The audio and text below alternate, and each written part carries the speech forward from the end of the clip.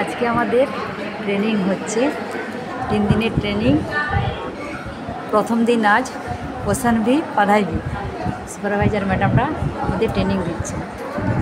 এবং সঙ্গে কি অ্যাডোলেসেন্ট গার্ল মানে কিশোরীদের ডেভেলপমেন্ট, এই মেনলি এই দুটোকে লক্ষ্য করে শুরু হয়েছিল কি পোষণ ভি পढ़ाई भी এই প্রকল্পটা চালু হয়েছিল। এবার এই পোষণ ভি পढ़ाई भी এটা কত সালে চালু হয়েছিল সেটা হচ্ছে 2000